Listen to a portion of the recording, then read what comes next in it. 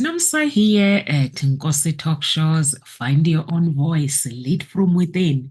So, with me today, we have Nkosi Talk Shows coaches, and we also have John Gray. He is the author of the most well known and trusted relationship book of all time. Men are from Mars, women are from Venus. In the USA, Today listed his book as one of the top 10 most influential books of the last quarter century in hardcover. And John Gray helps men and women to better understand the aspects of their differences in both the personally and professional relationship. His approach combines specific communications techniques with the healthy nutritional choices that create the brain and body chemistry for lasting health, happiness, and romance. Over to you, Mr. Gray. I don't know if you want to say something to the audience before Carol Ann takes over to ask questions. Oh, I'm looking forward to the questions. It's very exciting for me to talk about this subject. In a sense, it's a little different from my original message of men are from Mars, women are from Venus.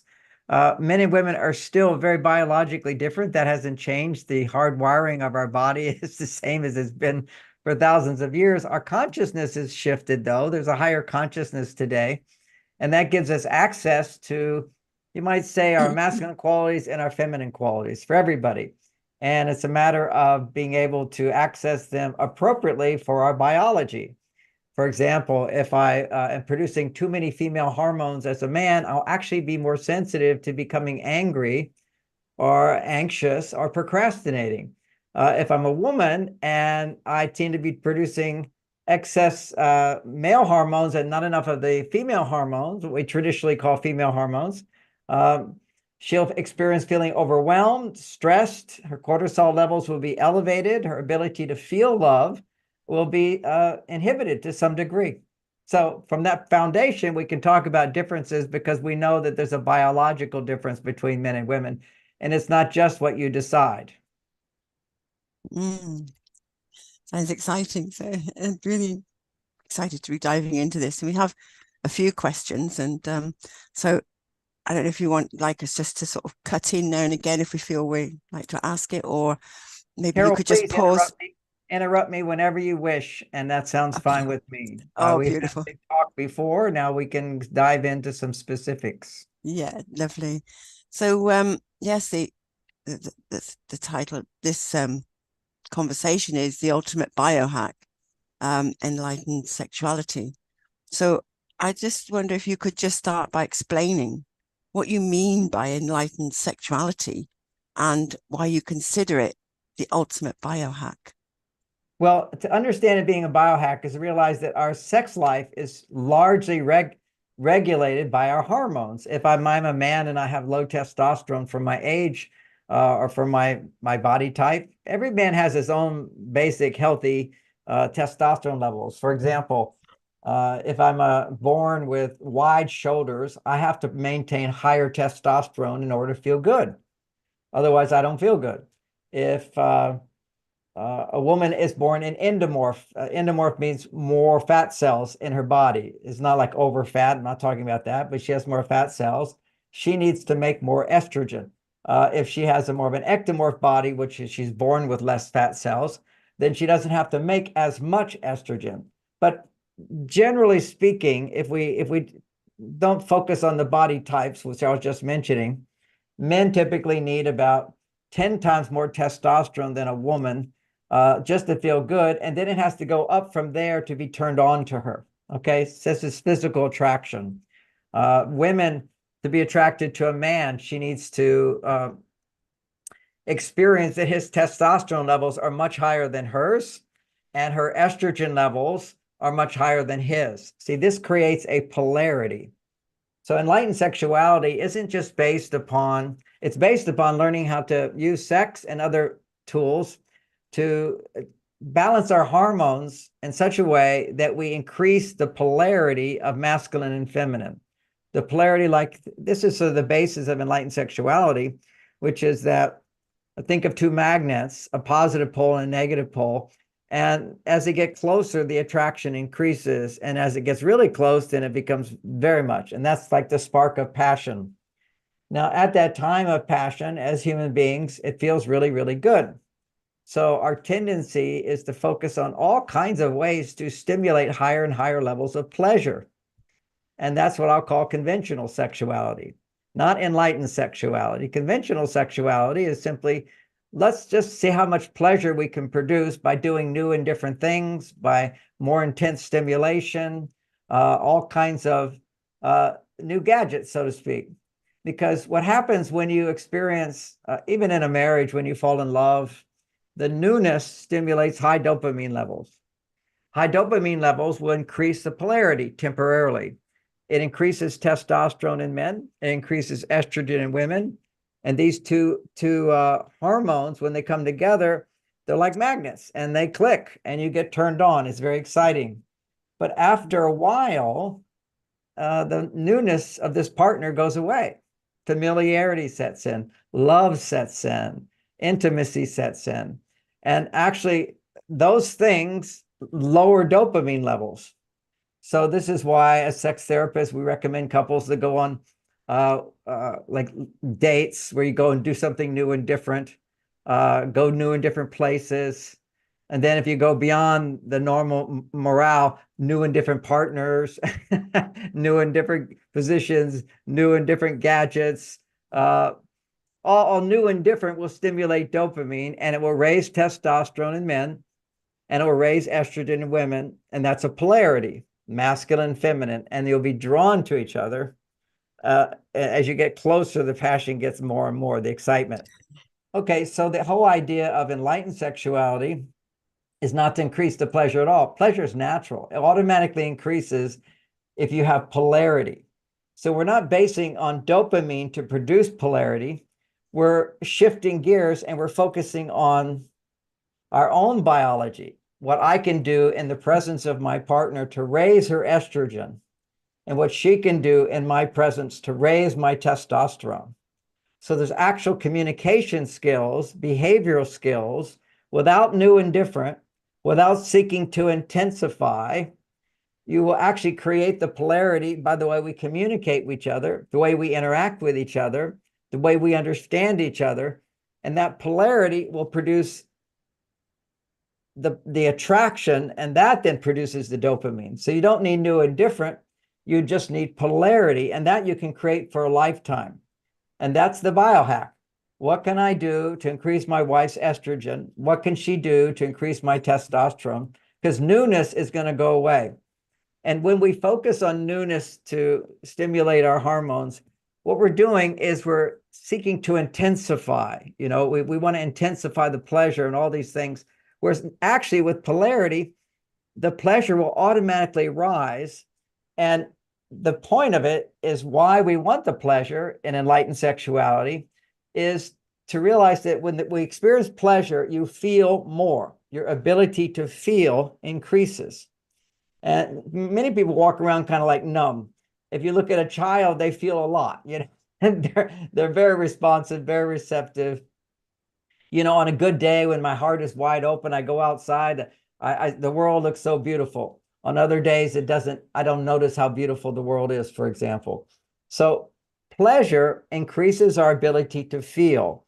So once we're feeling, then we direct our attention to feeling love and expressing love, communicating love as we're increasing pleasure naturally. And there is a system to it, of course, which we'll talk about. And it's not that different from a lot of the standard sex books.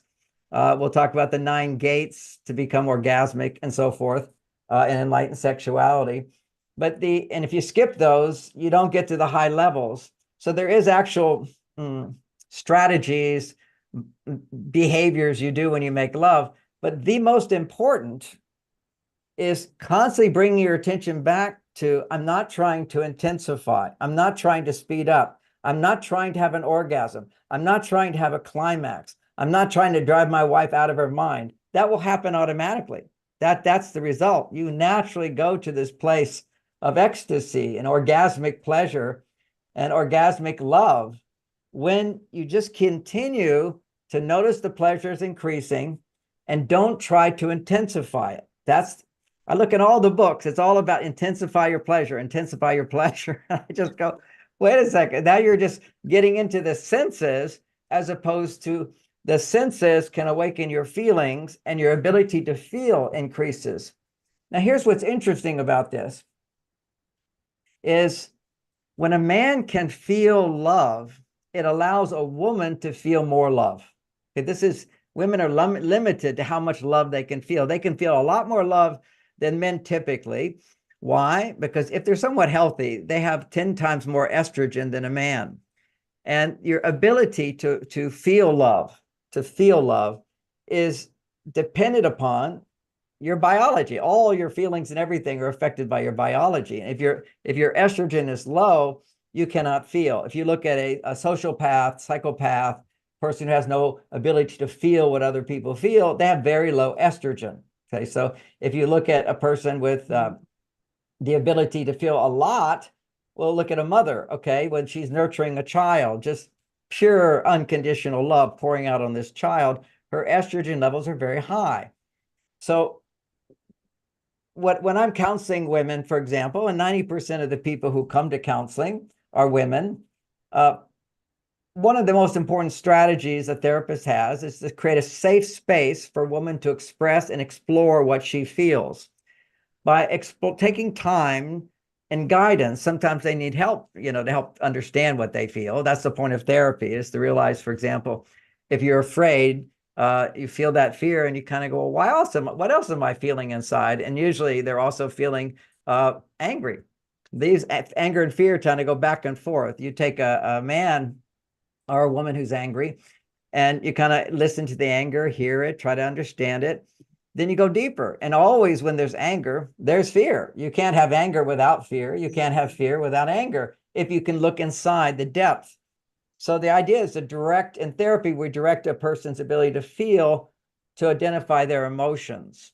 Well, in Enlightened Sexuality, we have all these techniques for increasing pleasure. Okay, so rather than try to increase it, just allow it to increase by itself by doing the behaviors in the right order, to a certain extent, no rules here, but in the right order to allow her hormones to build up. The point I'm making here is that when a man's ability to feel love in the presence of a woman increases, it gives her a greater feeling of safety, which allows her estrogen levels to go higher. So there's a kind of an order to women's estrogen going higher. And why do we care about women's estrogens going higher? As you can measure this in studies. They've done a lot of studies on this, and that when a woman's estrogen levels, usually they hit close to their peak starting around 3 days around ovulation. Okay, so we can measure estrogen levels are going higher and higher right before ovulation. And what is that for? Because that will increase in her, and research shows this, a desire to be penetrated by a man. That's it. Unless she doesn't like men. Okay. So, we can have all this conditioning that gets in the way. I don't trust men. My father wasn't there. I don't know what they're good for. What do you need a man for? We have all these objections to men now today. But, there was a time where women needed us. And so around ovulation, they wanted to be penetrated. This is just the feeling comes there. So many women today don't want to have babies. And, my opinion on this is that if their estrogen levels would go higher, then they would feel the part of them that wants to have a baby. Women are designed to make babies. Now, always going to be exceptions, but now we've got, nearing somewhere between 30 and 40% of women are actually infertile. They can't even have babies. And this is a tragedy. This is huge. And what we know is for a woman's body to be able to make a baby, her estrogen levels need to double what is the normal amount for a woman to have. And she needs to feel, in order to get pregnant, she has to feel the desire to be penetrated. So this is like, some basic science that most people don't understand. And we put it all together in a nice mixture. And then we realize how amazingly compatible men and women are. So when there's sex, a man will feel more. If he's just directed to slow down on all your goals, your goal is not to give her an orgasm. And your goal is not to have an orgasm. Okay, you need to slow it down, pal. Just slow it down. It will all happen in due time. But if you keep focusing on, as the pleasure increases, serving her in a way that increases her safety and her ability to feel love. And so here's a biohack for that. Now, this is something you practice first outside the bedroom and then inside the bedroom. Now, when the most couples usually have the best sex is when they're falling in love, right? Falling in love. And so many people say to me, how can we bring back those feelings when we're falling in love? Well, all you have to do is reflect on what were you feeling when you were falling in love. And what you were feeling is what the woman's generally feeling is, does he like me? Does he think I'm beautiful? Is he attracted to me? Is he going to make a commitment to me? Am I the one for him? Will he stay with me? Is he a good prospect? Okay, this is called insecurity, and there's nothing to be embarrassed about insecurity. We all have it inside. If anybody's ever gotten angry about something, that means you were afraid. Because if you're not afraid, you're cool, calm, and collected, and nothing's a big deal. Okay, so we have to admit to ourselves, and of course, people who've been in therapy all know about insecurities. That's what we do, is we're able to look and see, what are the fears. For example, for men, what are the fears behind procrastination? Okay, I'm not afraid, he says, but I'm procrastinating. I'm putting off things. I don't have any ambition. I'm not setting goals. I'm sort of content in my passivity. Well, that's because you're afraid. You just don't know it. Because, see, like right now, as a simple example, you can be aware of your right ankle. Okay, we're all looking at each other, but we're aware of our right ankle. Well, it's right there to be aware of. We just weren't noticing it. Well, we have a whole depth of emotions that we just don't notice, and they rule our lives. They rule our motivations. They're there. And so the idea here is we want to be able to have an exercise that couples can do every day that will foster a great sex life. And one of those exercises, they're biohacks. And this is the one I like most because you can do it while you're making love. And that is to bring your feelings back to what they were in the beginning, where a woman is feeling those thoughts and those feelings and those emotions of insecurity. And so a couple would say, and I'll set this up because, there's women listening or there's men listening. For women listening, how do you get a guy to do this? See, I'll present it to, I'll be the woman presenting it to my husband, for example. I say, honey, I discovered something about me, is that sometimes I feel like you're more important than me in this relationship. And I know you love me and I know we're equals, but sometimes I don't feel like an equal. I feel neglected, but that's not your fault. That's just what I'm feeling inside. So that's my own insecurity, but you can help fix that for me. Would you help me? It will only take 2 to 3 minutes a day. Now, what man will not take 2 to 3 minutes a day if he thinks it's going to make his wife happier? So he says, sure, I'll be willing to do that. He might say, well, what is it? Well, I don't want to tell you what it is till you promise. It only takes 2 to 3 minutes. Okay, so okay, 2 to 3 minutes. I'm happy to do that. I'm going to ask you a series of questions, and I want you to give me loving answers. And it's like a script we're going to follow. We can vary from the script, but it's always super positive. I'm going to say to you, do you love me? And you're going to say yes. You're not going to say, of course I love you. That's why I work hard. Of course I love you. I married you. No, the point is, she's going to say, do you love me? And you just specifically answer the question. Yes, I love you. How much do you love me? I love you with all my heart. Do you still think I'm pretty or beautiful? Yes, I think you're so beautiful. Are you happy you married me? Are you happy we're together? Absolutely. Do you regret being with me? No, I don't regret being with you. I'm so happy to be with you. Am I the number one for you? Yes, you're my number one. Okay, simple. So she says that. He always gets that answer. And what that just did was reveal to him the deepest insecurities that women have in a very simple way. And she's vulnerable. See, vulnerability is to share, like those feelings in the beginning. Women are so vulnerable. Vulnerability magnifies estrogen. And think of every man, a man interacting with a woman who's vulnerable, that's what turns men on. Okay, if we just analyze the whole idea of women undressing and the act of making love. To take your clothes off in the presence of someone is vulnerable. We put all these clothes on so people don't see our scars and our wrinkles and our extra fat or whatever. We look so good in our outfits, but to become naked, then somebody can see you not perfect, not like all the beautiful people in the magazines. So that's vulnerable. And that's what turns men on. This is what we have to realize. Feminine vulnerability turns men on. So we can easily become naked in our bodies in a relationship, but that becomes very familiar over time. But there's something about emotions that keep getting recharged by life as the relationship unfolds. Women actually feel more and more insecure about, does my partner really love me? He didn't even turn out the light the other day. I asked him to come and he forgot to come. I forgot, there's so many incidents that cause women to lose trust that this man really loves you like he used to. So many women will say, he's changed. He's not the guy he used to be. He had more enthusiasm. He had more motivation. Well, I'll turn it around and say, she had more vulnerability. That's the whole thing. I'll give you an example of how couples will take each other for granted, which is the opposite of vulnerability. I remember with my wife, Bonnie, and I refer to my wife, Bonnie, all the time. We were married for 34 years, and all my books pretty much came from our marriage together. And then she passed 5 years ago. I'm now remarried, and my wife today is a very lucky woman. She's got a well-trained man. She says her only complaint about me is I'm perfect. It makes her feel guilty all the time. but I've had, 40 years teaching this stuff. So it does work.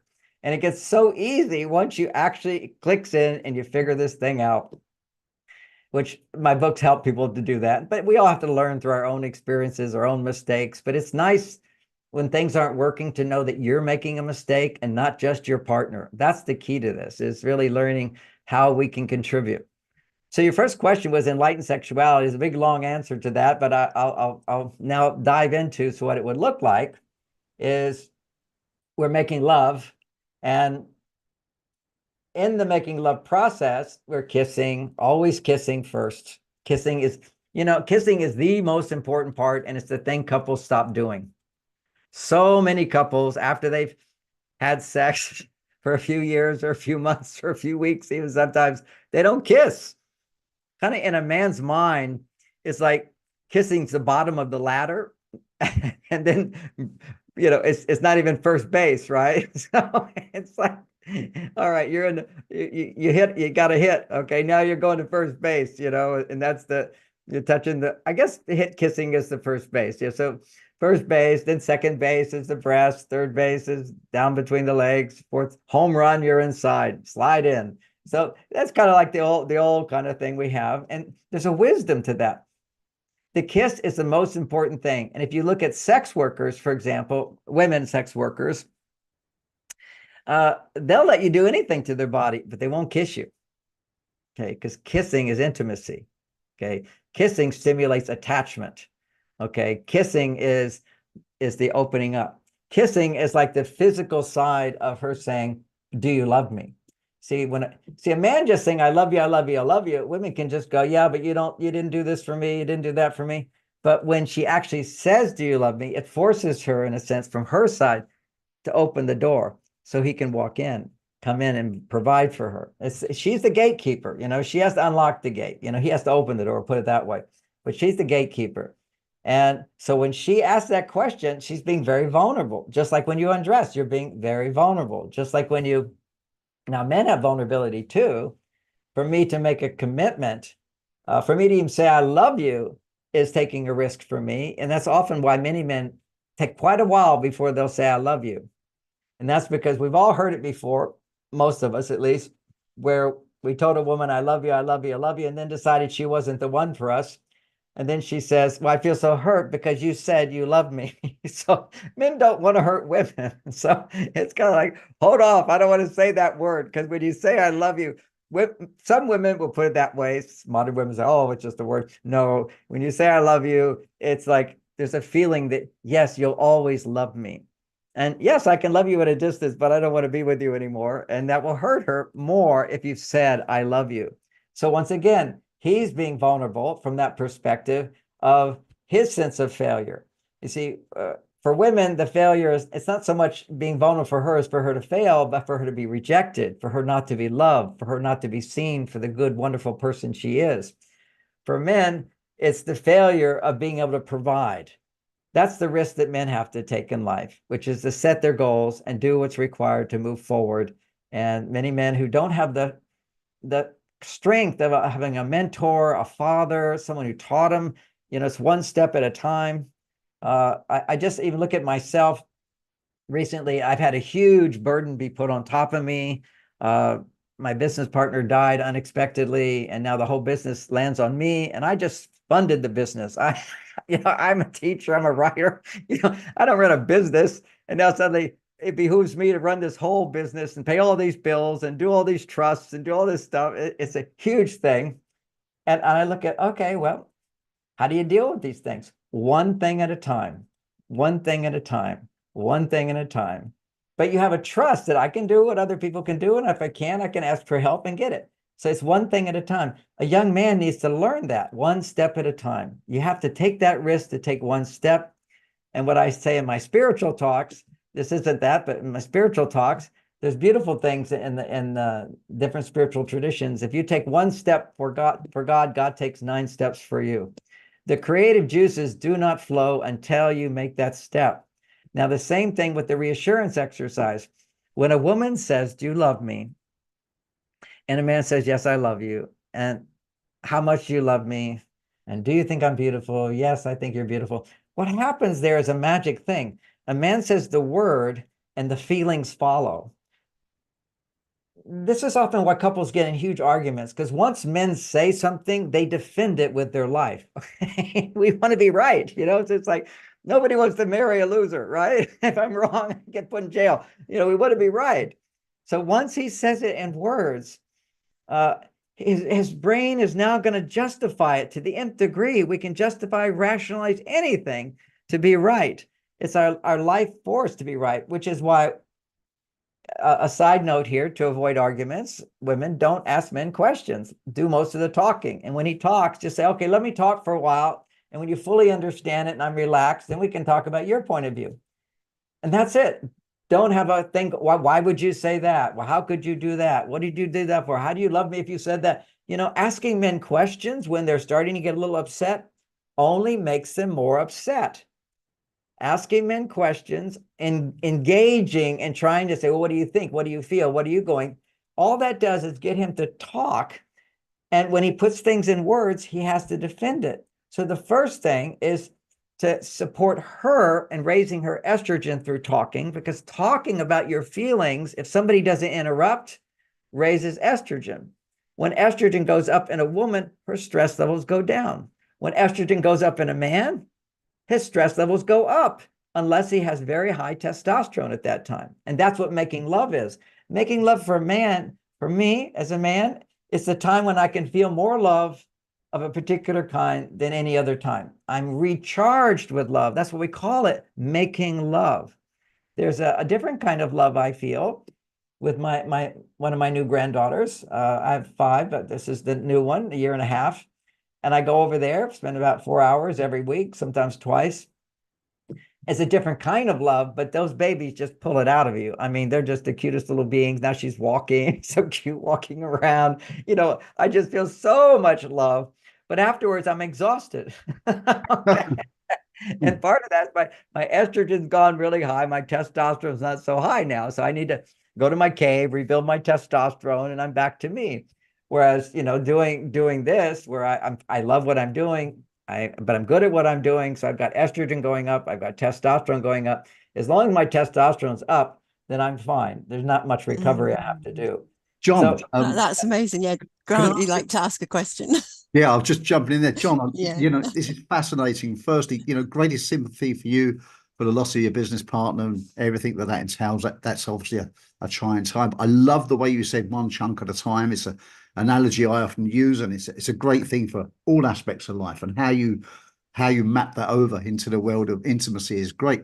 Fascinating subject as always. And the way that you map this over biologically, it's just an amazing body of work. And I have a question for you, if I may, on behalf of the listeners, and that is really the key benefits for anyone practicing enlightening sexuality, for individuals and couples. What are the key benefits to them? for the practice, one of the key benefits is, Okay, when it comes to performance and making love, and I'm not all about performance, but you have to have some skills here, right? You have to kiss first. And the act of making love can either be all about me, I'm a man, increasing my pleasure, and she, all about a woman trying to keep up with my pleasure. Because that's what many women feel. He's like off to the races. He's just taken off. And the way if he's just thinking about him and trying to increase his pleasure and whatever, it can actually cause her to get turned off and just shut down. It's like she can't keep up with it. So there's a dance, which is the 9 gateways. Some traditions call it that. I like to call in some ancient traditions here. And kissing is the first. But outside the bedroom, you know, you want to be practicing this reassurance exercise. That's one that will every day. Another quick biohack here is the 5-minute request, which is you work these things out in advance with your partner, but it's about the woman in the beginning. After a while, you don't have to do it. But every day she practices putting her hand up like this, says 5 seconds, 5 minutes. I'm going to make a request, and it will take less than 5 minutes. And your response is to be enthusiastically, as you wish. You're a genie in the bottle. You've come out. I'm free. I'm happy to help you. I'm right here for you. I was just in a restaurant today. The manager came over. Oh, Dr. Gray, you're here again. I just wanted to say hello. You brought a beautiful day for us. That makes you feel good, right? Somebody knows who you are. They respond quickly, you know. And so this is a request that a woman's going to make of a man every day. That's her job, to figure out something to ask him for every day, which takes less than 5 minutes. It has to be something she can do for herself, that she doesn't have to do for herself, because he's going to do it for her. Now, this is like, it just came to me one day. Brilliant idea. I like my brilliance too. So, but I don't be too arrogant here. So, John, is that like change a light bulb or something like that, or what do you think? Yes, it's Yeah. changing a light bulb. It's turning out the lights in the house. It's finishing the dishes, putting away the dinner. It can be going upstairs, getting some oil to massage my feet. It's making me a cup of tea. It's hand me the remote control. Okay, it can be as simple as that. You know, this is see what I've analyzed. 2 things. I've analyzed romance and I've analyzed women's stress levels. Women's stress levels go up the more she feels I have to do things. Okay, I have to do this. I have to do this. Listen to any woman who is stressed and she'll say, oh, I've got so much to do. I have to do this. I have to do this. I have to do this. So take that concept, and now every day there's going to be a moment where she has to do something, and now she doesn't have to do it because you're here. Okay, that's the simple thing. It's one simple I don't have to do has a huge impact on female psychology. And the same way, there's another idea in Men Are From Mars. It really helped a lot of people, or for men, is that little things make a big difference to women. It's lots of little things rather than one big thing. So that's if you think of it in terms of points, scoring points with your partner, is how I wrote about in that book. We integrate hormones into it. I can bring her 24 roses. In my mind, I'm getting 24 points. But in her body's experience, that's just one surge of estrogen. I can bring 1 rose and get 1 surge of estrogen. So this helps men kind of reformulate. Okay, it's the little things that count big, because we live in a world where big things are everything. So once again, this I have to deal, it's a little thing. It's 5 minutes, but it's her experience, which goes against every experience she has in the relationship of feeling I have to do things myself. And if I can do it, I should do it. And if he's tired and he's grumpy or he's worked really hard, I can't ask him to do anything more. And it's such a sweet experience, what women tell me, which is to have a guy just, oh, sure, have to. I'll be glad to do that right away. Now, then I analyzed also where this came from, which is, think about romance. What's the more traditional thing of romance? And always what romance was behaviors people figured out that would raise, they didn't know they were doing this, but they're raising a woman's estrogen. So she's interested in sex, basically. She's got, the romantic feelings of physical attraction. So these behaviors are always about what a man does for a woman. And if it's a wise teacher, it's how a woman responds to what a man does for her. See, that's the whole thing about romance. Okay. So, and I add to some of those traditional things, but It would be if a man takes you to a restaurant, he pays the bill. Now, today we've cut that out. It's just women make more money than men. It only makes sense for her to pay for the bill. There's no romance in that. And also taking a woman out on a date. You're going to take her to a restaurant, say. Well, that's romantic because she can cook for herself, but now she doesn't have to. Somebody's going to do for her what she could do for herself, opening the car door. And this was a sweet one, even with Bonnie. And the first time I did it, she said, oh, I can do that. I said, oh, honey, of course you could do that. It's just you give so much to me and everybody else tonight. Let me do things for you. See how romantic that is? It's allowing, and she's being romantic by allowing me to do that for her. And I've just added one more thing to it, which is actually increases more estrogen if a woman asks him to do it.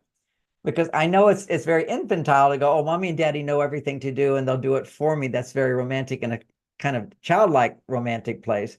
But the adult romantic thing, and you can only believe me if you experience it, which is the freedom to ask for things without mistrusting love. You see, often women feel if I have to ask for it, then he doesn't love me. If he loved me, he would do it automatically. And that's just not true. It's just not true. I mean, let's wake up to reality. It's certainly nice if you don't have to ask, but it's actually nicer if you feel I'm so safe in this relationship. I can say, John, would you make me a cup of tea? He said, sure, right away. John, will you make the bed? Yeah, I'll make the bed. Honey, let's make love tonight. She says, okay, find some good music and light the candles. Happy to do it. If men can realize they're just little requests, but women don't easily come up with those little requests. See, for them, it's always like, well, if I can do it myself, I'll do it myself. And that's just another thing that goes on her list. And often for a woman, it's just one straw that breaks the camel's back. She's given and given and given. It's one I have to, and I can't do it. So, John, yes. John, you mentioned in regards to asking, what role actually does the communication play in achieving as well this enlightenment sexuality within the relationship in between two partners? So a communication, how does it work, and what's the role of it as well, of good communication? Okay, everything, all these biohacks are communicating either through our behavior or through our words. And words are not always enough. I want you to know when a woman is feeling neglected, words are cheap, action is better, which is why this little asking thing is really, really powerful, because she gets to experience this. He also gets in the mode of not feeling like I'm a wimp if I do what my wife asked me to do. There's this feeling where she doesn't want to order him around. He doesn't want to feel ordered around. There's a place of equal balance there. And so it's simply breaking some of these chains that keep women from feeling completely safe to express themselves, to open up. Another major one, you're talking about communication skills. If you have arguments and fights in your relationship, so many couples do. And when a man gets angry, every time he gets angry, you've got one little layer, a little memory holding back her feeling safe.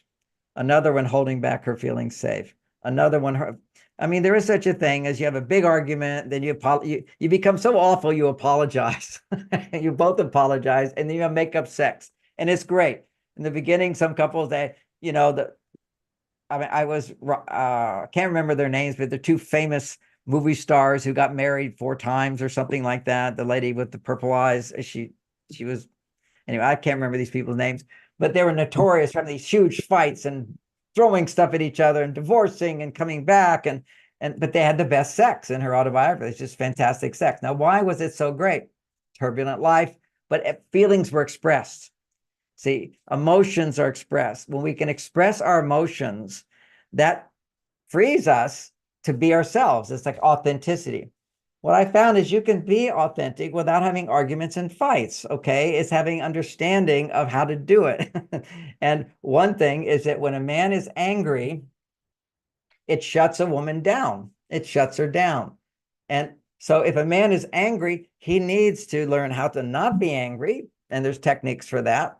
And And if he doesn't have those techniques, then what he can do is take a time out. He can notice biologically what's happening inside my body when I'm angry, if I'm a man. Same thing for a woman, biologically, what's happening if she's angry and she's a woman. Not exactly the same. What will be going on inside of a man when he's angry? His confidence is going down. Now, whenever you're confident, testosterone goes up. When you lose confidence, testosterone goes down. This is basic stuff.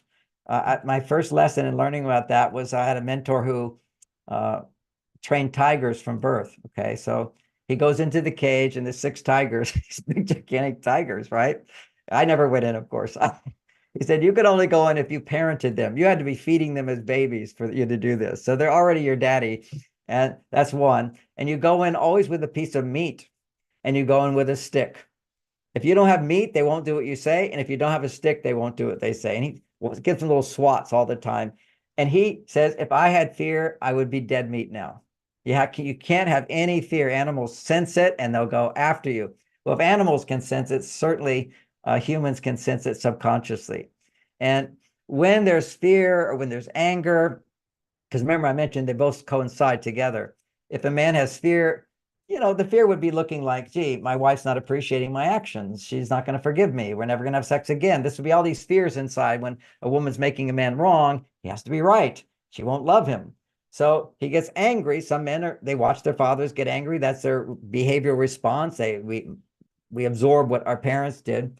So when he gets angry, her feelings shut down. Over time, she will feel less and less safe to express herself.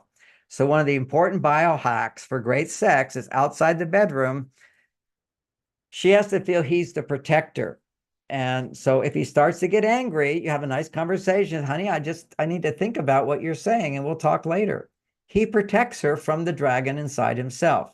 And I remember the first time I did this where my wife was going on and on, trying to be a good listener. And I understand that if you can listen to a woman without getting upset with her and interrupting her, her estrogen levels will go high, her stress level will go down. And now what was bothering her is no big deal. See, that's a very important thing. No big deal. Still bothering her, but a little thing, no big deal. Easily corrected by, let me make you dinner, and it's gone. Okay, so it has to come back down to not crisis, but come down to no big deal. So anyway, we're having an argument and I wanted to be right and she wanted to be right. We're going back at each other. And then I saw my anger starting to increase and I just said, okay, honey, I just really need to think about this and we'll talk tomorrow. And that's it. And then I took time away. And when I came back later that evening, we hadn't even talked about it. And I came back and when I come out of my cave, I'll come back and stroke her hair. Not all women want their hair stroked, but that's the thing my wife likes. I stroke her hair. I might join in and do something. I'm letting her know through my body movements that I'm safe again. I'm not an angry being. Now I'm safe again. What my wife said to me was so transformational for me. And I want every woman to hear this. She said to me, thank you for taking a time out and protecting me from your dragon. Such a beautiful thing. Suddenly, all the guilt that goes against men, most men, if they take a time out, they feel like, oh, I'm disappointing my partner. I'm not staying engaged with her. We're supposed to get closer and find resolution. You don't have to find resolution in every conversation. You got to cool off, cool down. And I just have responsibility from my side. She had responsibility from her side. What we had was called a safe word, which is anytime I was angry and I didn't say that, and she was feeling not safe. Okay, she's very clear. It's just anger's coming up, doesn't make me feel safe. We had a safe word. Ours were you're being mean. Okay, and that was easy for me to hear because I never want to be mean to anybody. My intent is never to be mean, and I've never been mean. So she could do that. Now, some men, they don't like that word, maybe because they've been mean and they don't want to be accused of that. So I came up with another word for other people, which tends to work. She says, you're being insensitive, and then walk out of the room. And you agree, that's her safe word. My safe word, I need to think about this. But for her, it's just to describe you're being insensitive. And what man is going to defend himself? No, I'm so sensitive. I think that's great communication, isn't it? That really helps. Yeah. And I think, can Amanda like to pop in with a question? Yes, always raise your hand and I'll see you. Yeah, go ahead. Amanda? Yeah.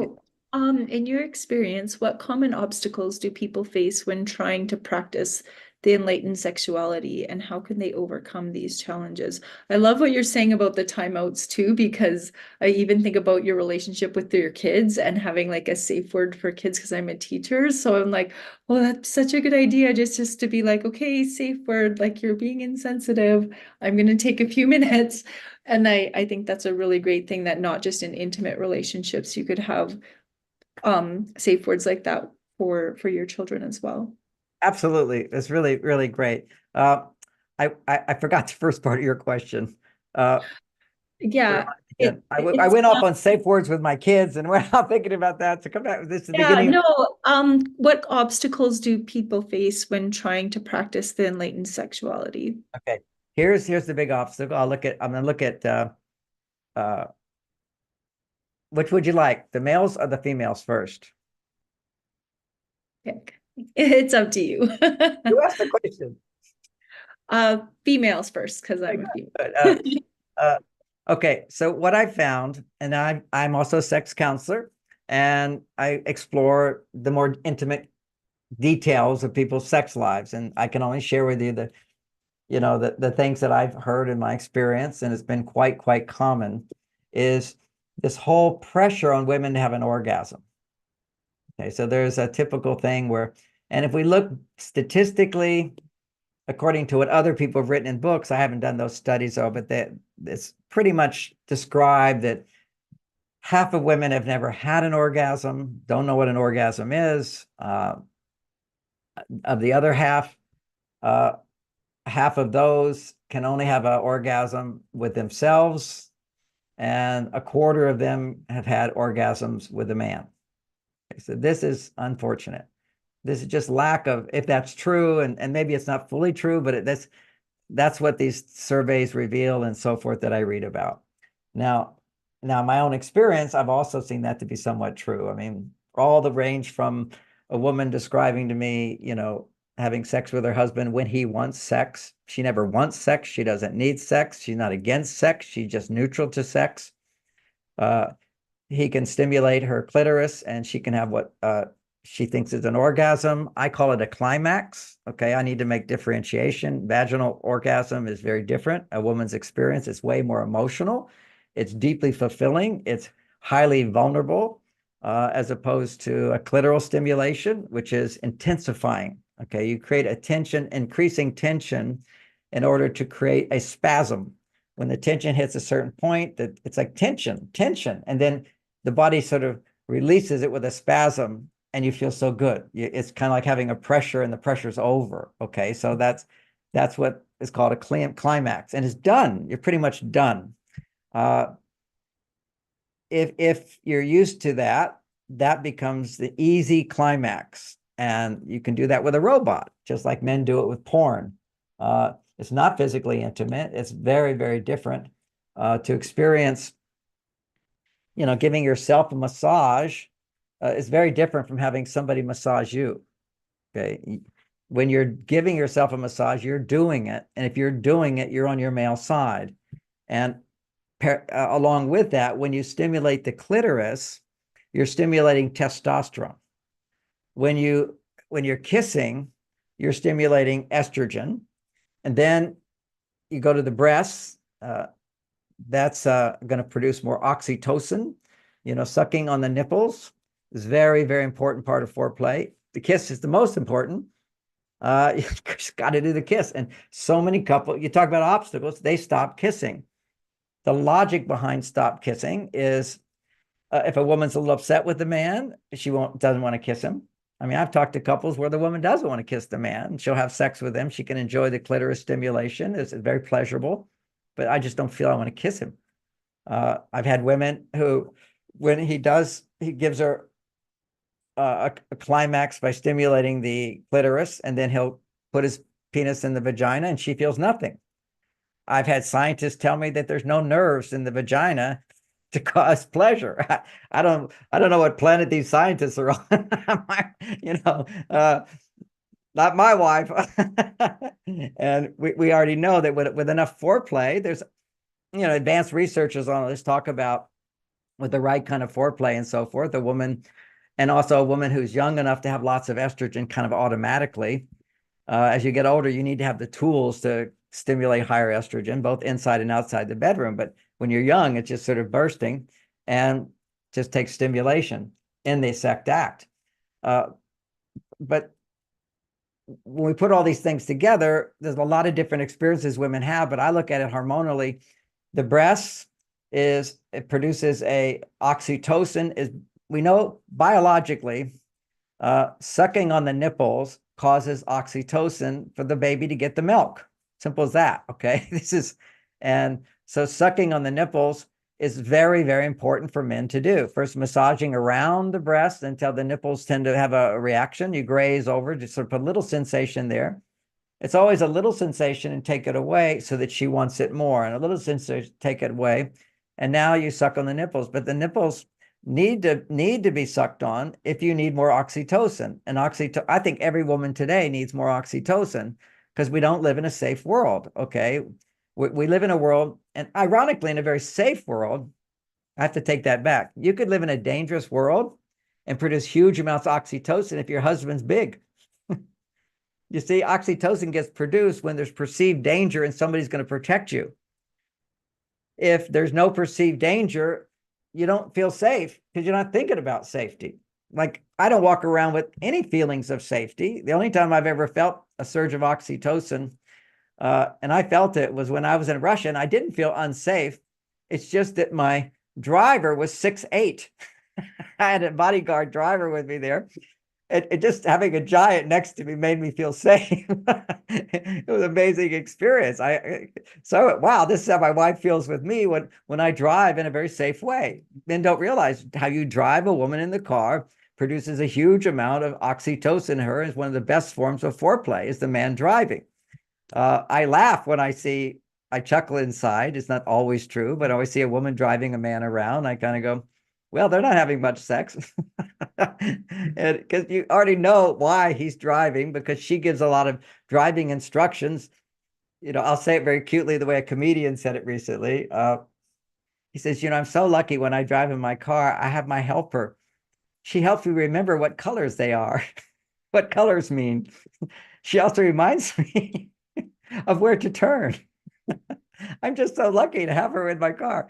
But what happened as a man's driving, it can be very frustrating for him to be trying to focus and having somebody improve on his focus, telling him what he should do at certain times. And so some men will just say, okay, if you know how to drive or you want to drive, then you drive and I'll sit in the front seat. And every man can love to do that. You do less. What man doesn't want to have time to relax? If you can relax while a woman's driving, that would be my wife, not every woman. I can't relax when my wife drives. She says, I'll drive. No. but she's not your average wife. Okay. I know some women are great drivers. They like to drive fast and all that. That's their male side. That's their temperament. I'm not limiting any women to that, but I do know that when you're driving fast, you're making testosterone.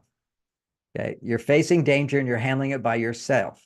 When you're facing danger and somebody's taking care of you, your oxytocin levels go up, which means I feel my safety and I can depend on my partner to protect me. Feeling I can depend on you produces estrogen. That's the whole thing. When I depend on myself, I make testosterone. I depend on you, I make estrogen. And some women want to throw up when I say depending, like it's a bad word, but we depend on air to breathe. I depend on you guys to call me up and have a conversation with me. I depend on readers of my books to be successful. I depend on my clients to be a problem solver. I depend on food to make me healthy. I depend on my body. So depending is a really, really good thing. It's just depending too much and not enough on yourself. So we're talking about balance here. But for a woman, if you're doing it all yourself, your stress level is going to be, I have to do everything. I hear women say this all the time. I never say that. Even I tell you this new thing in my life where I have to run a whole new company. Even then, I'm not walking around complaining I have to do everything. I immediately go, one thing at a time, one thing at a time. And then I sit and take my time off. My wife says, aren't you going to call those people back? I say, tomorrow. Men are really good at taking care of themselves. They don't go to their therapist and say, I'm so busy, I have no time for me. Women do that. And you kind of go, there's plenty of time for you. But women see, and in defense of women, it's the nurturing gene. You give everything to a child. So you're designed to never turn off. A mother can never turn off her brain. It's always on, and you never run out of energy if you have a man protecting you.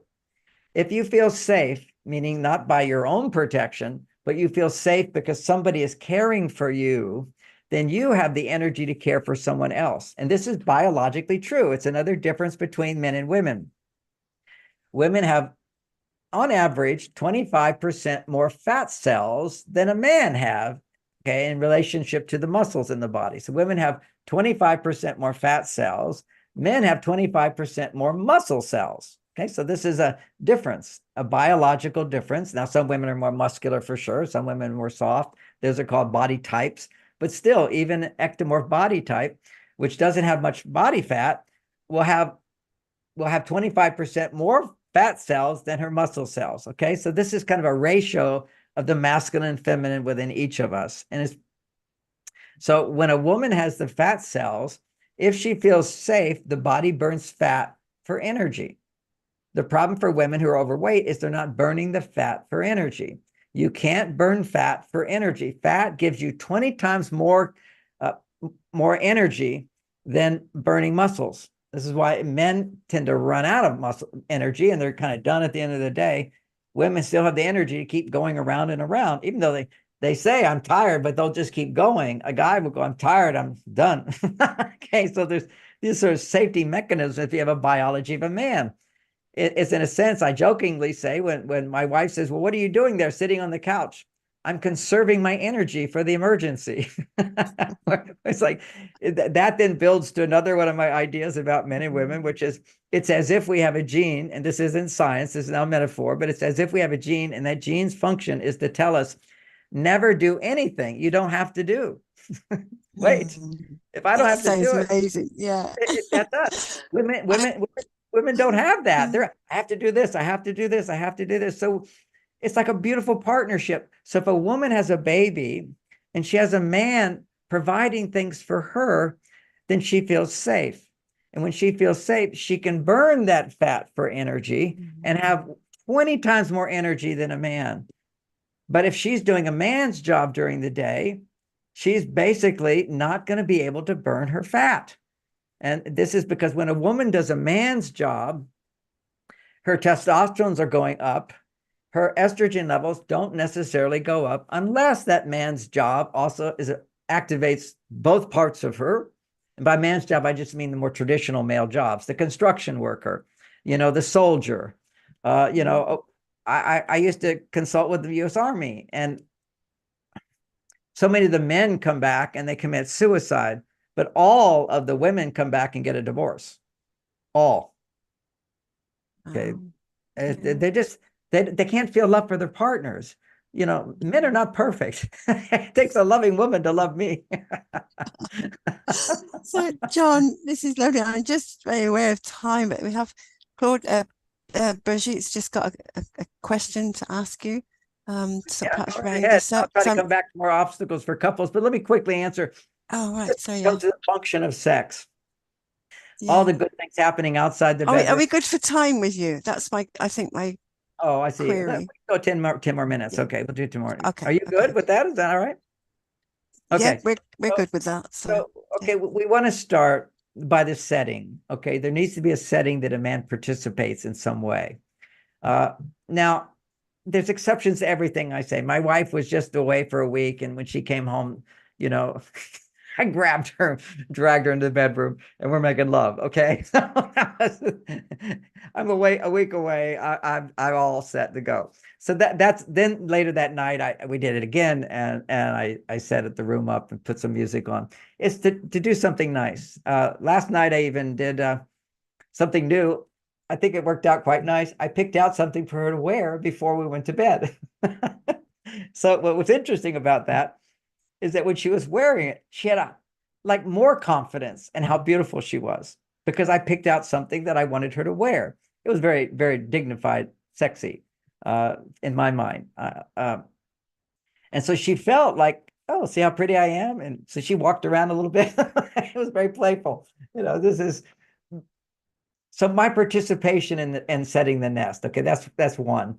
Two is the kiss. Yeah, the body's hugging. And the undressing part, ideally, it comes in layers, or at least occasionally comes in layers. Depending upon a woman's safety with, how much lighting there is and whatever, some people are hung up on their body. It's not as beautiful. Some people think they're gorgeous, whatever. But even when layers coming off is really good. So there's this, you don't just jump right into it. Occasionally you can, but you just don't get naked and walk into the room. Okay. That becomes unsexy after a while. It's the layers, it's the not seeing and about to see, we're going to see. So now we're in bed, we're cuddling. And we start with the reassurance exercise at some point when she's feeling ready to do that. That's so sweet to do. Always brings up more love in me when I'm feeling I'm needed. You see, what men need from a woman primarily is to know that I'm needed. And when my wife can reveal the part of me that feels insecure, do you love me? As opposed to communicating in a way which is, you ignore me all the time. You see, you ignore me all the time. Why would you even say that? Because a part of you feels you don't love me, and a part of you needs reassurance that you're loved. But communicating as a complaint doesn't work. What works is just revealing the insecurity. So she'll review that and some eye contact. And now breathing is another part of this, even before the kissing. Before, you could start with kissing, but also just breathing. Now, I think the books get it wrong when they say breathe together. What my thing is, notice, everything is noticing, awareness, noticing that you're automatically breathing and noticing that she's automatically breathing. And don't try to intensify that. Just get close, kiss a little bit, relax a little bit, and wait for her arousal to occur. Her breathing will become automatic. My breathing will become automatic. And when they're both kind of around the same level of arousal, now you go for the more deeper kiss, so to speak. And in the kiss, start with little kisses, can be more kissing, but there needs to be the open mouth kiss. The open mouth kiss, which is often called the French kiss, very important. If she can't open her mouth to you, she's not going to open her vagina to you. See, this is the first gate. Got to open the mouth. And sometimes women don't have this permission, but sometimes about sexuality is just permission. Like, it's okay, you can try this, see how it feels. If it feels good, go for it. It's putting her tongue into his mouth. Okay, so the receptivity is he's sort of putting his tongue a little in her mouth. She's putting a little tongue action, and then she goes deeper into her mouth. What that is increasing her masculinity while she's feeling so feminine. There's a whole dance there of her penetrating him a little bit, him penetrating her a little bit, all happening up here, this set of lips. The vagina is two sets of lips. First, got to do the first set of lips. Then now there's a lot of wiggling around. There's actually what's happening is this fluid is being released in the joints. So your body begins to feel more fluid and flexible, and you're kind of rolling around and just enjoying the spontaneous movements of your body together as you're kissing the mouth, kissing in the neck, kissing behind the ears, sometimes blowing in the ears. A lot of attention for a woman in the head, because women tend to get caught in their head. And often women will say the biggest turn on is the ears anyway, but not just blowing in the ears or kissing the ears and nipping that earlobes. Just more attention here, then gradually bringing the attention to the whole body, but eventually getting to the breasts. Okay, so this is another gate, is the sucking on the nipples, but only when they're rising up a little bit, generally speaking. A little flicking until they rise up a little bit, that means that they're engorged more. Not all women engorgement doesn't mean that they can't enjoy that, but basically most women will engorge.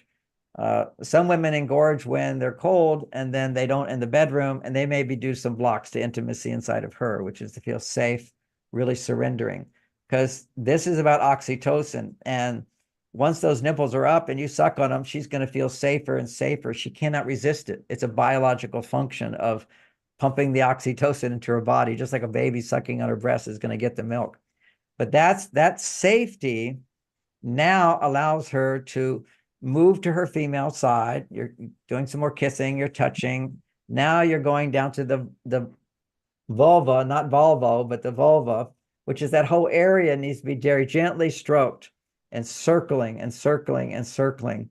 Never just going straight to the clitoris, and never ignoring the clitoris. So many men just stick it in. This is just too quick. The nerves have to be activated inside the vagina. Now, what happens, and I'll say this, most everything I say, I look at a scientific basis for it. Now I'm looking at the study of acupuncture, which isn't fully accepted by our scientific world, but in acupuncture, the clitoris, and from my studies in science and what we see, the clitoris increases testosterone, not estrogen. Okay, the clitoris stimulates testosterone. It starts creating desire. So it's an easy climax. You produce testosterone, builds a tension, you get a climax out of it, but you're not getting the estrogen potency to be multi-orgasmic in the vagina. So what they teach in China, when I've studied the Tao of sexuality, and there's a wonderful book called The Tao of Sex, which is very wonderful. And they also talk about the point, I think they talk about the purpose of sex is the expression of love. You're awakening the channels of love, but you have to be aware, why am I doing this? I'm doing this just to increase pleasure? No, I'm doing this to feel more. And when I feel more, I'm going to express love.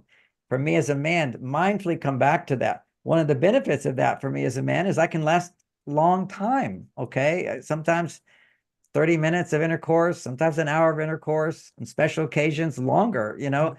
Men would love to extend the time, but the woman has to be enjoying it more and more, the whole thing, not just him just doing it like in a porn show. The woman's always faking it. No, he's feeling more love. His feeling of love allows her to love more, raising her estrogen, which then raises his testosterone. And so you sort of ascend to higher levels in a rhythm. And the rhythm is never goal-oriented. That's the other thing about enlightened sexuality. You don't want to have an orgasm. Okay, you're not trying to have an orgasm. You're trying to feel more love and allowing the pleasure to build. And what people don't know is the way pleasure builds is in a wave form. Okay, it's a wave, but it's kind of like it goes a little higher the next time, it comes up another time. Sometimes there might be a 2 to 3 minute break, you know, where you're waiting for the wave to come back because you're letting go of this tendency to intensify. So one of the obstacles for women is they're trying to catch up with a man. They're trying to have their climax. And so when he's stimulating the clitoris, what will happen is a lot of pleasure can come if there's been foreplay. The clitoris feels really good to be touched. If there's no foreplay, some women go, it's painful, it's too much, it's like irritating. So you warm everything up. You're stimulating very delicately and gently the clitoris. And I've seen these videos, whatever, they're going at the clitoris like this, and she's going like that, and they're trying to intensify it to get this climax. Don't need to intensify. What happens is just gentle touching, it will come up, and then it will start to go down. And when it starts to go down, if a woman is goal-oriented, she'll try to intensify it at that moment. And so she's trying to keep it going higher and higher. It's a trying into it rather than a surrendering, a letting go, and allow him to take him up in waves, and where you're expressing love and relaxing and then coming back. And, you know, sometimes he's like, blah, blah, blah, blah, and then he relaxes a little bit. And what he can do is look at the pleasure scale of from 1 to 10 intensity. And at 10, he's going to ejaculate. But at 7, okay, he's not going to, it takes 8, 9, 10 to continue doing what you're doing for 8, 9, 10. You're going to ejaculate and it's over. So at 7, what a man can do is what he would normally do if he ejaculated, which is there's a pelvic shaking that occurs when a man ejaculates. He's going to kind of shake like this. And eventually, when the energy is building, your whole body will start to shake. You know, your whole body just shakes like this. It's to release that tension, because what's happening when you're getting at 7, 8, 9, 10, a tension is building up in his body. And it's that tension that causes the spasm of ejaculation. Okay, that's a spasm of ejaculation. If he stops at 7 and just shakes it off and then starts again, and then shakes it off and starts again, then he can go on and on and on until I learned this technique. You know, I'd have intercourse. My wife, I first give her a climax, and which is a good thing, never to, you know, climax yourself before a woman does, because there's nothing for her after that. You know, his juice is gone. So you can keep your juice longer and longer and longer with this technique. And you never try to stop an ejaculation. That's like going against nature. But prior to the ejaculation, you just shake it off, because all ejaculation is a buildup of tension. And the same thing for women. A climax is just a buildup of tension, rather than letting the stimulation of the clitoris build only to increase your desire to be penetrated. That's the point of it. When you feel the desire to be penetrated, let go of trying to have a climax. But so many women are afraid of, he's going to say, did you have an orgasm? You know, it's just like, you know, he wants to make you pleased. He wants you to be pleased you. So the whole idea, give up the whole idea of orgasm. And you can say, you know, he says, did you have an orgasm? If you go through the vagina orgasm, it's like waves of pleasure that go up and then go down and up and go down, and then you're done. And you didn't have this big spasmic release, you know, all the books trying to tell women how to squirt and everything. That's just throwing out your life force, you know, that's the juice that allows you to open your heart even more. So this is the idea of taking the goal out of it, not trying to have an orgasm, but being orgasmic and allowing it to go on and on and on. And for the man, just in the beginning, being able to go from 3 to 6 minutes to being able to go for 10 minutes to 15 minutes. Now what starts to happen is you become free from your addiction to ejaculation. So I'm free from the addiction to ejaculate. Don't need to ejaculate ever. I just love to have sex almost every day, and sometimes twice a day. When, you know, I'm somewhat retired, I have time to do that. It's fun. I mean, why not? Life gets more and more fun, you know, if you discipline yourself. I wouldn't expect a young man to go there yet. They're highly addicted to it, because you need to have deep love to free you from that. And they've actually measured this, which is when you love your wife and you have sex with her, when you ejaculate, it's a different hormonal reaction than when you do it for yourself, or you do it with porn, or you do it with a stranger, or you do it with just somebody to have fun. What's going to happen is when you make love to your wife and you ejaculate, your body produces a hormone called prolactin. Prolactin decreases your interest in sex after making love. Okay, so that's prolactin. That's why men have recovery time. The more prolactin you make, the longer the recovery time. So, you know, you find a young guy hasn't yet developed any estrogen at all, has no intimacy, no love. He can have sex and have sex again, have sex again, have sex again. But the more you love the woman, the more bonded you are with the woman, the more committed you are with the woman, the more prolactin you make, which eventually frees you from your interest in sex at all. Now, that's also a bad thing. So that's why couples who love each other often stop having sex. And the reason they stop having sex is he's producing prolactin because he loves his wife so much. He's not interested in sex with anybody, and then he's not interested in sex. And why he's not interested in sex is the relationship doesn't have polarity. Polarity is where the man has way more testosterone and the woman has way more estrogen. And that's why we have all these hacks that I was talking about, like the reassurance exercise, pushes her over to her female side, puts him into his male side, where he's not saying, do you love me? No, he's reassuring her. He's the doer. He's there for her. He's committed to her. She's receiving. And so this creates polarity.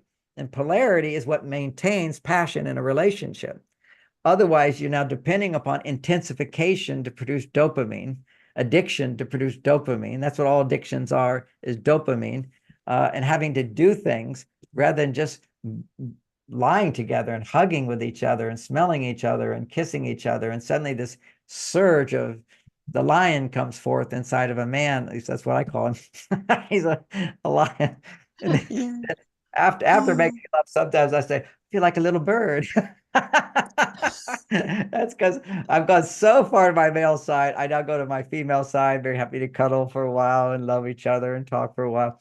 You know, there's so much that we have unexplored when it comes to enlightened sexuality. But the first step is giving up the goal orientation, making sure the different gates are covered where she gets the stimulation. But for a woman particularly, don't go for the climax. Let it build up until you're feeling a desire for penetration.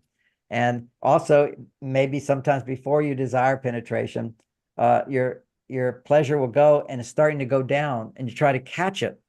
Just that's the wave going down. It will come back. It will come back. It will come back. And when it comes back, there's greater sexual potency. Then when you get to the point where a man can just do this without ejaculating, you just keep having these orgasms together. It's orgasm, orgasm, orgasm. you never run out of your potency to have sex. I mean, it does end, and usually it's the woman who ends. You know, I'm like ready to go always. I'm a lion, but she'll say, I'm done. I go, okay, I'm done. Because if I was to continue when she's done, I would ejaculate. I have no control over it. Because part of the ejaculation for men is that the man's estrogen levels, it feels so good, it rises more than hers. So his energy can't go into her. She can't receive the energy. So the more men can prepare a woman to receive, the longer he will last in sex. And the less goal-oriented it is, the more he will last in sex. And then when you have enough time for intercourse in sex, you've got the G spot will come up. It literally comes up, becomes sensitive. Then at a certain point, the what's called the C spot, the cervix gets an erection. It comes down to touch the tip of the penis. And then the spot on either sides of the cervix start to come out and become very sensitive spots. So she goes, oh, what's that? What are you doing? I go, well, I think I'm on the left side here, honey. and then the other wall of the vagina becomes more sensitized. It's like it all wants to be touched. Now, a little bit of Taoism now, the acupuncture systems of the body, the clitoris stimulates. They say all the different parts of the vagina stimulate different organs of the body, the liver, the heart, the spleen, the lungs.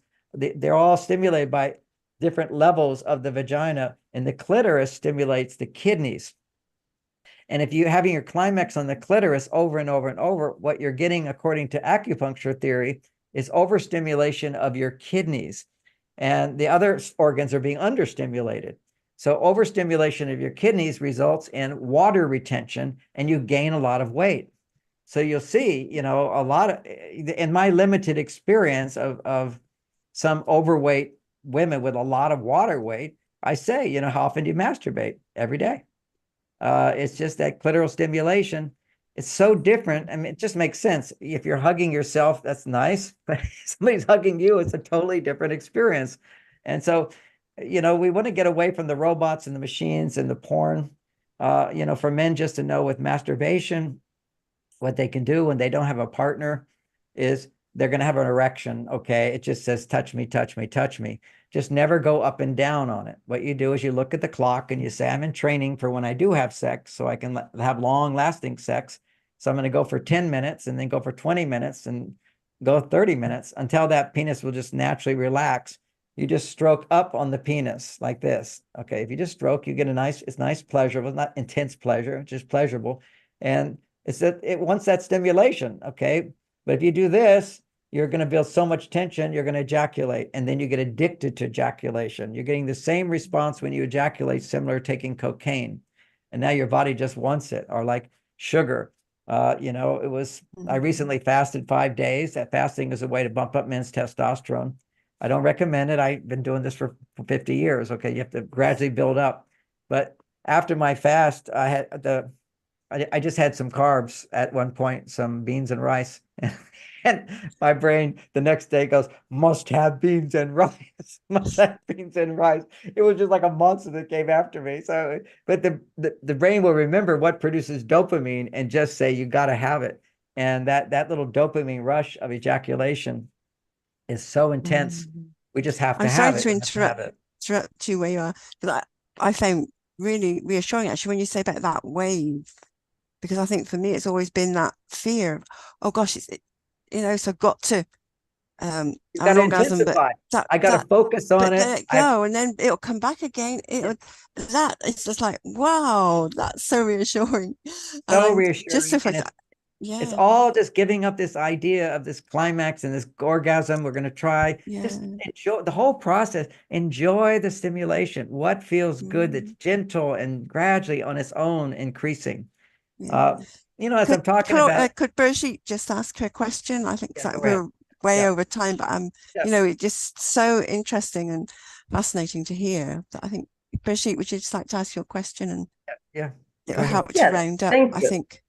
Thank you, and it's such a fascinating. You're such a charming and fascinating speaker, Dr. Gray, and my heart goes out to you for your loss. But I would say I really love when you said earlier that to just notice your partner's breathing instead of trying to synchronize. that so many people has difficulty with that. And being a grief specialist, I actually tell people sometimes they've been in so much trauma. I'm like, if you find it comforting, just notice somebody around you that you can trust and notice their breathing.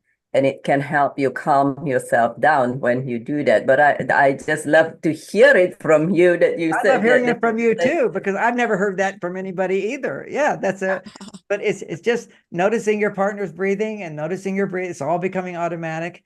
And don't rush it. Like it's so easy for you lie down with your partner, you're hurried to have intercourse or something, you're a guy.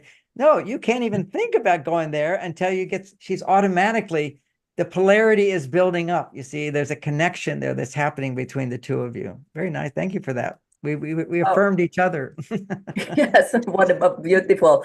And yeah, we know that our time's running short with you. So would you mind just for people who might say, wow, so much information, would you mind maybe just recapping in a sentence or two how this amazing enlightened sexuality differ than the traditional concept, and maybe you have a story or two that you can share really quick on how it changed couples or people's life. I know for sure that for people that for anybody who come to me with the grief of having water retention, is what it tells them. That's one thing for sure. Okay, one story that comes to mind. I teach weekend classes, all right, and they're weekend, and people, they're small, they're like 32 people, like a classroom. So there's no microphones. People feel very safe to share. And there was one couple, and there's usually a few couples that really stand out who are willing to talk about their problems, and everybody gets to see how I deal with it, help them. And this one woman was so dissatisfied with her husband because he makes light of everything. He's so superficial, and of course the women said to him, well, was he that way when you married him? She's, well, yes, but I've matured and I want him to be able to mature and so forth. And, oh, so you're trying to change him. But anyway, we worked on him learning how to support her in going deeper into her feelings without her expecting him to change, other than to be a good listener and not to make light of what she's feeling, but not for him to go deep into his own feelings. That's just not going to be him. He's like so Martian. He's a farmer, he milks cows every day. He's a can-do guy. When there's a hurricane, he's in his truck bringing water to everybody while all these other people are staying at home. He's a manly man, high testosterone. He doesn't have the estrogen levels that a woman has, and she's all over estrogen. She wants to have deep conversations and share. It's just a matter of, listen, just learn, ask him to listen, ask him to help to understand, and to just don't make jokes. Just don't make jokes. And he could do that. So he was learning that. But still, there was always this sense of, he's a funny guy. And towards the end of the class, I asked them to do the reassurance exercise. Yeah, I made him do it in front of everybody. Okay. So she says, do you love me? He kind of, and he wants to jokingly say, and he said, yeah, I love you. And then she says, how much do you love me? And he says, he suddenly shifted. He goes, I love you so much. And then she says, do you still think I'm beautiful? You are heaven to me. I love you with all my heart. It just needed the doorway for it to come in.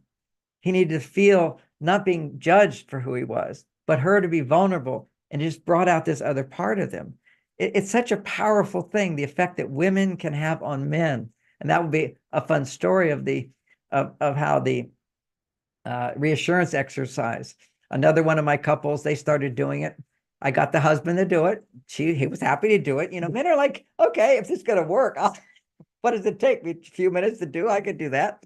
And so she said, I've never enjoyed sex before. I've always thought, I'm just another thing I'm doing for him.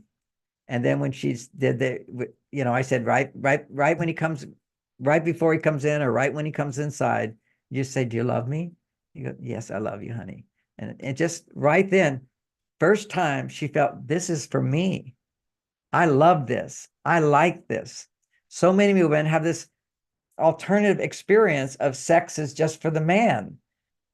No, sex is to bring a woman back to her female side. Making love is to bring the woman back, using sex to bring her back to that female side. So the essence there is we sort of turn our tables around, which is what Carol Ann was talking about. Take away that pressure to intensify. Allow your body, just focus on, this feels good. And now what feels good? And then how can you direct a man in making love? I didn't mention that. You don't have to tell him, some cases you can, but you can just move his hands around, move his hands around. That's the key to this. And so nobody wants to be ordered around in sex because you're so sensitive. It feels like, oh, I was doing the wrong thing. So when you move his hand somewhere, you go, oh, this feels so good. It's always a positive message, and not to be inhibited when it comes to sex, about expressing. I want to mention that the one thing I had wrong, and I won't say it was wrong, but in my book, Marthinus in the Bedroom, was I said, for women, feel free to express your vows, the ah and ooh. Those are really important vows to express out loud. And the freer you feel to express, the more estrogen is going to go up in your body, expression. And I was saying for men not to emphasize so much on that. But now that I've become multi-orgasmic, I have 3 acres around my house. The police would come every night. I roar. And so I don't hope, it's just because I found, besides doing the reassurance exercise, saying the words, I love you, I'm always there for you. What that does, it takes the sex energy from in the belly and below all the way up to the body. So you want to use your voice more, and one could just be the vowels, the ah and ohs, and sometimes in the shower I practice them, just doing your vowels. So you have learn how to breathe from your belly when you can go ah, or you can go oh, really all the way from your belly, and ooh, with the mouth like a circle. Your mouth becomes, so you really get resonant with your tones, so they'll naturally start to come out and making love. So making a lot of noise, unless your kids are there, then that's why retirement is so great. No kids around. What's daddy doing to mommy? Oh, thank you, John. Okay. It's been so fascinating, and thank you. It's Can we're I interject way really over quick? time. Yes, go ahead. Can I interject really quick? I just love when you say roar. I actually teach roaring to my grief clients as a forum to release deep emotions. And now I have additional benefit for the man who doesn't want to roar. Thank you so much. It's very, very fun. I just mentioned the man should never be roaring more than the woman. Okay. The woman always leads the way when it comes to expression and sound and all that. John, obviously I'm a success coach and I help people with their businesses an awful lot. And of course, that relates so much more to what's going on in a relationship in their life. So this maps over perfectly with what you're doing. And a part of that, I'm a clinical hypnotherapist. And one of my colleagues has just messaged me to say, Grant, please give John my love. He has been the greatest teacher in my life. Even where I am today is mainly because of him, and I love him dearly. I was writing to someone only yesterday, singing his praises in response to the question, who has been your greatest teacher? And that's Winifred Maurice. That's yeah. Winifred. Oh, I remember Winifred. We know each other, right? Yeah, absolutely. She was one of the co-hosts on the Richard Simmons cookbook series. That's right. Yeah. She is an amazing being. Send her my love. Big smile from me. Sending her all my love. Yeah. Oh, we'll do. We're on another show together. So yeah, I'll certainly send her a message. Thanks for it. Just came in and I thought I must share that with you. No, she's a special being, a radiant being. I mean, she's radiant. Yeah. Okay. She certainly is. Yeah.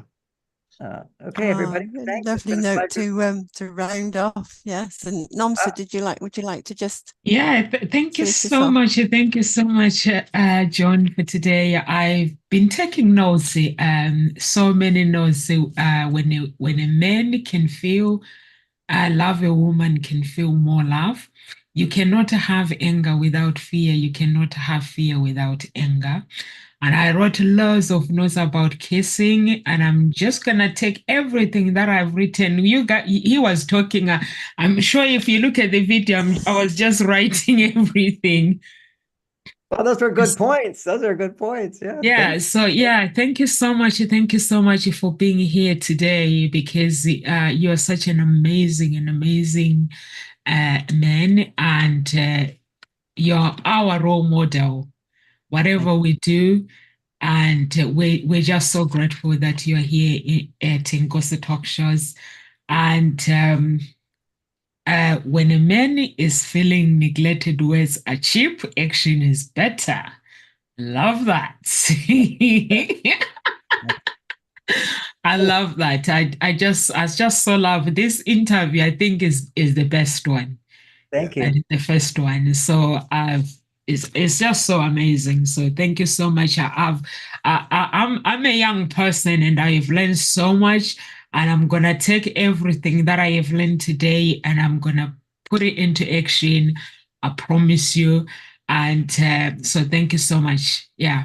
For today, we so appreciate you and we are so grateful. Do you guys want to say something, Carol Ann? No, it's just fascinating again. I just get drawn in, and I know we You have can't get questions to enough of ask. it. No. Well, let me do mention that particularly Namsa, you will love a course by my daughter Lauren at marsvenus.com. It's called Understanding Men. It'll just blow your mind. My daughter wrote it, I edited it. We spent a year and a half fighting over it. she made sure everything was like perfect, you know. So Yeah. it's an amazing class, and you should always know I have huge amounts of blogs at marsvenus.com. But clearly our talk today was very intimate. I don't normally share all this, but you were such an amazing group of people. So, and other people will be able to hear this online, I hope. Yes. Absolutely. Yeah. Yes, John, yes. John, thank you. Yes. This has been one of the most fascinating interviews, and it blew my mind. I come from a slight neuroscience background, so I'm looking at all the chemicals.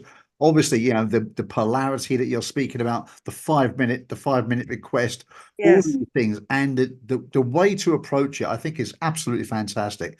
So you've obviously given us an awful lot of homework for us all to go and do, which is brilliant. But absolutely, this is an amazing body of work, and I've read all about you, you know, from your work from London School of Economics to here, and such a diverse career you've had. And I Thank you. think it's been absolutely outstanding. Thank you so much, and I'd love to learn more. You're very, very welcome. And recently I started doing a 6-week class on what we talked about today with a group on TikTok called Soul Search. Soul Search. If anybody's interested in that, a 6-week course. And then it's gonna have, you know, like this, but a little bit bigger group of people ask questions, and 6 different 2-hour sessions. And then every Wednesday we're going to be doing a Radiant Mind meditation, where I'll be teaching. I'm a 50-year meditator, so I have my own style of meditation. And so it'll be a group meditation. It's free. People can, if you just go TikTok or Facebook to Soul Search, and you can join in on Wednesdays, 9 o'clock Pacific time. I'll share my meditation technique that I do, which is simply said, it's learning to activate the channels, the awareness of the fingertips, how we touch people. So you can touch the divine energy. So you pull the chi energy in through your fingertips, and it comes in, and then it stops or it slows down, because we can only handle so much because we have blocks. And so then you become aware of what your blocks are, and you send that out, and you send it into water, or send it into crystals, or send it into divine holiness, whatever. You offer it up. You know, the greatest offering you can ever make is offer up your anger, you know, through forgiveness. That's what forgiveness is. Like, I give it up. And so learning how to feel the energy flow into you, you can send it to your different organs, or sending the negativity out. It helps relax you, opens you up to then receive more. And as you receive more, it becomes a circle like this. You learn to circle the energy. And so we'll be learning how to circle the energy, and then circle the other direction to absorb the energy. So you absorb the energy, and then circle in and circle out in order to express that energy. And then circle back, come back this way, and actually going like this and like this is to resonate with whatever you want to resonate with. You know, that's how we learn from teachers, really, is through resonation. It's how children learn almost everything, is they just resonate with their parents. So that's where you really can become the people you are like. It's very important that we all have people that we want to be like, you know, that energy, or at least be inspired by that. And so learning how to resonate. And some people are just born resonators, but not everybody can do it as well. So the meditation helps us to resonate.